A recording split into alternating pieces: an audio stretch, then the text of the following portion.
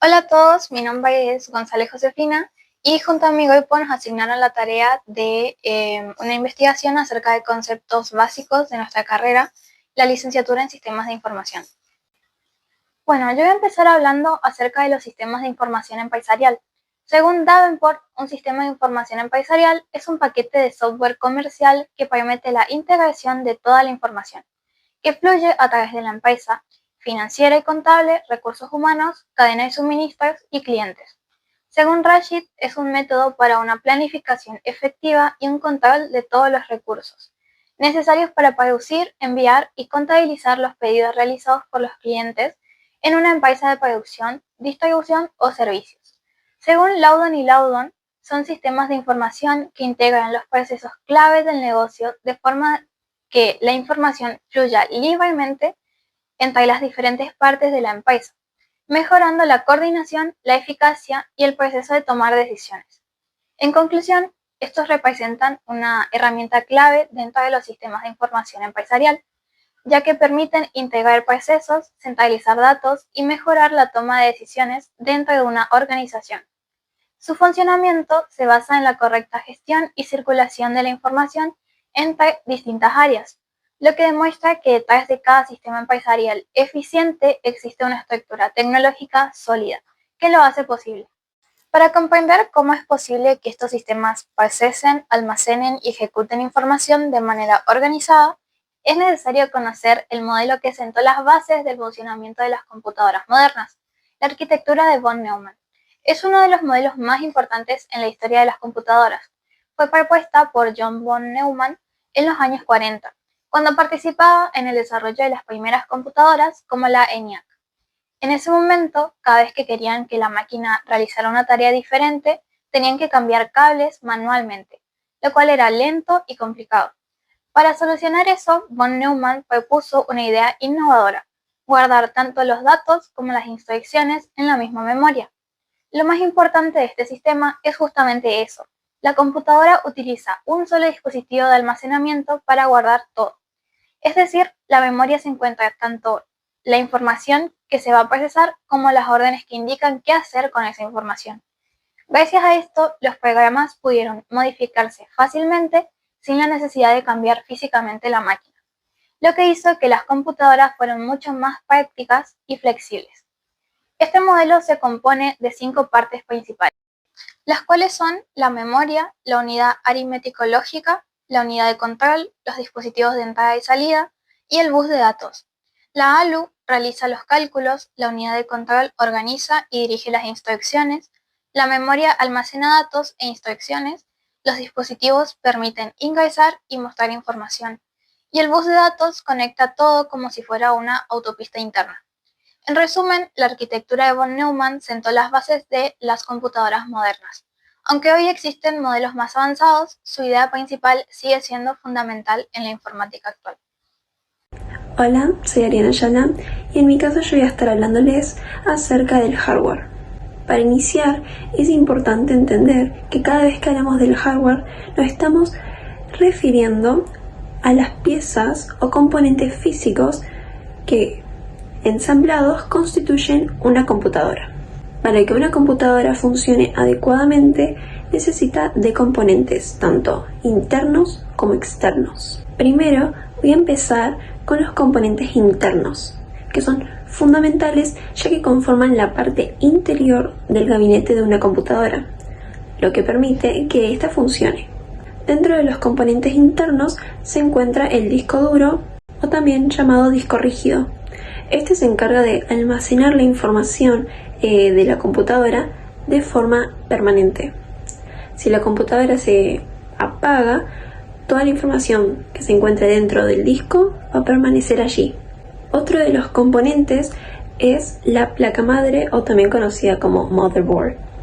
Esta se encarga de establecer la conexión entre todos los demás componentes internos del hardware. Algo similar ocurre con la fuente de alimentación, que es otro de los componentes, que se encarga de proveer energía al resto de los elementos. Otro de los componentes es el procesador. El procesador se encarga de interpretar instrucciones y procesar datos mediante operaciones lógicas y matemáticas. Es por eso que a veces las personas se refieren al procesador como el cerebro de la computadora, ya que es fundamental para su funcionamiento. Y como último componente tenemos a la memoria RAM.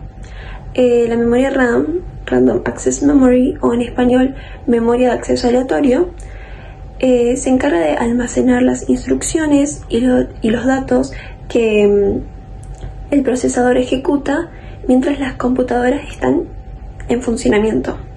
Esto quiere decir que cuando las computadoras se apagan, todo lo que se encuentra almacenado dentro de la memoria RAM se borra. Ahora pasaremos a los componentes externos del hardware, que en sí son las partes visibles de una computadora. Estos se clasifican en 5 tipos de dispositivos. El primero son los dispositivos de entrada. Son aquellos que permiten al usuario ingresar información a la computadora. Por ejemplo, los teclados, los mouse y los micrófonos. En el segundo grupo tenemos a los dispositivos de salida, que son aquellos que le permiten, o mejor dicho, que le muestran al usuario los resultados obtenidos de los datos procesados por la computadora. Ejemplos de dispositivos de salida tenemos a los monitores y a las impresoras. En el tercer grupo tenemos a los dispositivos mixtos, que combinan las funciones de los dispositivos de entrada y de salida. Por ejemplo, tenemos a las pantallas táctiles o las impresoras multifuncionales. En el cuarto grupo tenemos a los dispositivos de almacenamiento, que permiten guardar información de la computadora de manera temporal o permanente. Por ejemplo, tenemos a las memorias USB o a los pendrives. Y por último, en el quinto grupo, tenemos a los dispositivos de comunicación, que justamente permiten que las computadoras se mantengan comunicadas con otros equipos. Ejemplos de dispositivos de comunicación son el módem y el Wi-Fi. Teniendo en cuenta todo lo mencionado anteriormente, se podría decir que sin todas estas piezas, sin todos estos componentes, los programas informáticos serían inútiles, ya que no podrían procesar información o almacenar datos. Es por eso que se puede decir que el hardware se encarga de proporcionar los elementos tangibles para que el software pueda funcionar. Y bueno, eso es todo con respecto al hardware. Hola, soy Lara Menin y voy a hablar de procesamientos de datos. El procesamiento de datos se refiere a la recopilación, organización y transformación de datos brutos, es decir, sin procesar, en información significativa que finalmente serán analizados. Etapas en el procesamiento de datos. En primer lugar, tenemos la recopilación de datos, que es cuando los datos se extraen de las fuentes disponibles. Preparación de datos. Es cuando los datos en bruto se limpian y organizan para la siguiente fase del procedimiento. Durante la preparación, los datos en bruto se verifican diligentemente para detectar errores. Introducción de datos. En la introducción de datos, los datos ya limpios se introducen en su destino y es el primer paso en el que los datos empiezan a cobrar forma de manera de información utilizable. Procesamiento. Durante esta fase, los datos ingresados se procesan realmente para su interpretación. El procesamiento suele realizarse mediante algoritmos de aprendizaje automático u otros tipos de procesamiento informático, aunque el proceso puede variar según cuál sea la fuente de los datos que se esté procesando. Salida de datos. Es la etapa en que los datos procesados se transforman en información organizada y comprensible. permitiendo que las personas puedan analizarlo y utilizarlo para tomar decisiones. Almacenamiento de datos. Es la última fase del procesamiento de datos. Es cuando todos los datos están procesados y se almacenan para su futuro uso. Tipos de procesamiento de datos. En primer lugar, tenemos el proceso manual. Es el más antiguo de los procesos y implica el empleo de los recursos humanos para registrar, ordenar y clasificar los datos de manera escrita. Es un proceso lento y puede tener errores. Proceso mecánico. El proceso mecánico se utiliza en las máquinas registradoras, sustituyendo en cierto nivel el proceso de cálculo manual. El procedimiento mecánico disminuye los errores. El proceso número 3 es el electromecánico. Es el vínculo de información entre los distintos elementos del método de información, comunicación y almacenamiento. Sigue efectuándose de manera manual, pero para poder ejecutar una de estas actividades se utilizan máquinas electromecánicas con las que se logra mejor eficiencia.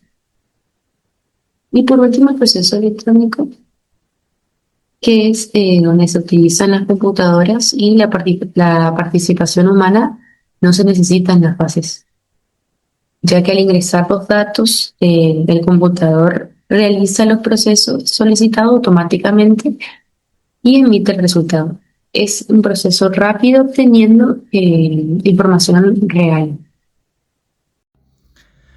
Bueno, el multiproceso es tradicionalmente conocido como el uso de múltiples procesos concurrentes en un sistema, en lugar de un único proceso en un instante determinado. La técnica de multiprocesamiento consiste en hacer funcionar varios procesadores en forma paralela para obtener un poder de cálculo mayor que el obtenido al usar un procesador de alta tecnología o al aumentar la disponibilidad del sistema. La idea principal es lograr la unión de los procesadores de forma tal que trabajen como si se tratase de una única computadora, en el cual se encuentran reunidas las capacidades de procesamiento de todos los procesadores y, claro está, del resto de los recursos que están asociados a estos, como lo es la RAM, la memoria secundaria y los dispositivos de entrada y salida. Ahora bien, los multiprocesadores se clasifican de acuerdo a la clasificación de arquitecturas paralelas propuestas por Flynn, en el cual se toman como componentes el flujo de instrucciones y la cantidad de datos, creando así los siguientes elementos: SI, flujo de instrucciones simples; MI, flujo de instrucciones múltiples; SD, un dato simple; y MD, datos múltiples. Existen dos tipos de multiproceso: asimétrico. En este hay un procesador maestro en el cual se ejecuta el sistema operativo y los demás son llamados esclavos, donde se ejecutan las demás tareas. La ventaja de este es que al aumentar más procesadores se tiene que hacer un cambio mínimo y fácil para el manejo de estos, y en general se eliminan muchos problemas de integridad de datos. La ventaja es que al haber solo una copia del sistema operativo en un solo procesador, cuando este falla, todo el sistema falla, porque todos los recursos que son manejados por el sistema operativo no pueden ser accedidos. Luego tenemos el simétrico. Se ejecuta el sistema operativo en cualquiera de los procesadores disponibles y todos ellos tienen acceso a los recursos a menos que cada recurso sea asignado a un procesador específico. La ventaja de este es que tiende a ser más eficiente porque las tareas, tanto del sistema operativo como de los usuarios, pueden ser distribuidas en forma balanceada a todos los procesadores. Si un procesador falla, es posible que sus tareas sean repartidas entre los demás y no es necesario que todo el sistema sea parado o que falle el sistema. Y la portabilidad del sistema es mayor debido a que no sigue las arquitecturas Master Slave. Muy buenos días, tardes o noche, cuando vean este video. Yo soy Joaquín Nicolás González y voy a hablarles sobre software. La definición, según Kenneth C. Loudon y Jane P. Loudon, consiste en instrucciones detalladas y preprogramadas que controlan y coordinan los componentes del hardware de un sistema de información. Es decir, sin software, el hardware no podría operar. Por su parte, el Instituto de Ingenieros Eléctricos y Electrónicos define el software como programas, procedimientos y documentación asociada relacionados con la operación de un sistema informático. Tipos de software. Software de sistema. Son aquellos que interactúan entre el usuario y el hardware del ordenador. Software de aplicación. Son aquellos que están diseñados para realizar varios trabajos determinados. Y por último, pero no menos importante, software de programación. Nos ayuda a crear programas informáticos. Algunos ejemplos de software según su tipo son, para el software de sistemas, sistemas operativos, controladores de dispositivos, herramientas de diagnóstico, herramientas de corrección y optimización o servidores. Para el software de programación, editores de texto, compiladores, intérpretes, enlazadores, depuradores, entornos de desarrollo integrados, etc. Y por último, pero no menos importante, el software de aplicación, control de sistemas y automatización ofimática, educativo, empresarial, base de datos, telecomunicaciones, videojuegos, médico, cálculo y entre un montón más. ¡Hola otra vez! Hoy vamos a hablar sobre arquitectura de Harvard. La arquitectura de Harvard hace referencia a una organización de la computadora que utiliza dispositivos, memorias físicamente separadas para las instrucciones y para los datos. El término proviene de la computadora Harvard Mark I, que almacenaba las instrucciones en cintas perforadas y los datos en interruptores. En cuanto a su memoria, cada memoria dispone de su respectivo bus, lo que permite que la CPU pueda acceder de forma independiente y simultánea a la memoria de los datos y a la de las instrucciones. Como los buses son independientes, estos pueden tener distintos contenidos en la misma dirección, además de que el ancho de palabra del bus de datos de cada memoria puede ser distinto. En cuanto al uso de esta arquitectura, suele utilizarse en microcontroladores y DSPS, procesadores digitales de señales, usados habitualmente en productos para procesamiento de audio y video, así como sistemas electrónicos con cómputo embebido. Gracias por su atención.